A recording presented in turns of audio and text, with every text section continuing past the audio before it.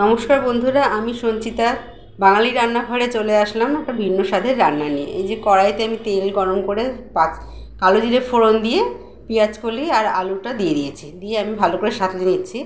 আজকে রান্নাঘরে রয়েছে পেঁয়াজ কলি আলু দিয়ে মাছের ঝোল, একটু ভিন্ন স্বাদের রান্না, ভিন্ন রকমের রান্না। যে কাঁচা লঙ্কা দিয়ে দিলাম। তোমরা এই তরকারিটা একবার একটু করে খেয়ে দেখো।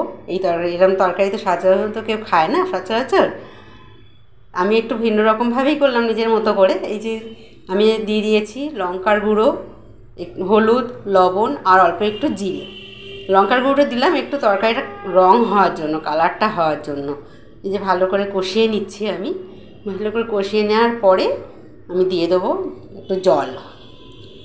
এই যে জল দিয়ে দিলাম। জল দিয়ে আমি এটাকে একটু ফুটতে দেবো। ততক্ষণ আমি বলি যে বন্ধুরা, যে এই যে কড়াইটা আমার লোহার কড়াই। এই লোহার কড়াইটাই আমি রান্না করি আমার সুবিধার জন্য। এই যে মাছে আমি জল দেওয়ার পরে ফুটে গেছে, ফুটে যাওয়ার পরে মাছগুলো দিয়ে দিয়েছি। মাছগুলো দিয়ে এবার আমি ফুটতে দেবো। যে মাছগুলো দিয়ে আমি একটু হালকা খুন্তি দিয়ে একটু ডুবিয়ে দিচ্ছি, বেশি নাড়াচাড়া করতে পারবো না তো, তাই।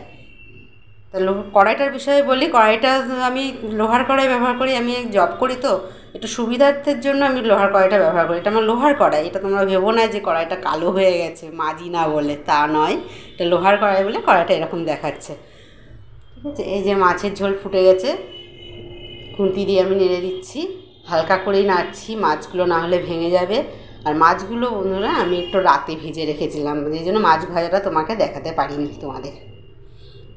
এইবার হালকা নেড়ে চেড়ে এবার আমি নামিয়ে নেবো বাটিতে। এই যে তুলে নিচ্ছি, তুলে আলাদা আলাদা করে ভাগ করে রাখবো। এই বড় বাটিতে তুলছি, তারপরে আমার জন্য আলাদা তুলবো, আমি নিয়ে যাব অফিসে। এবার ছেলের থাকবে, মা থাকবে, এদের জন্য আলাদা করে সব আলাদা আলাদা বাটিতে তুলে রেখে দেবো। কারণ আমি বাড়ি থাকবো না, ওরা নিজেদের মতো করে নিতে পারবে না, তাই সবার জন্য আলাদা আলাদা করে রেখে যাব।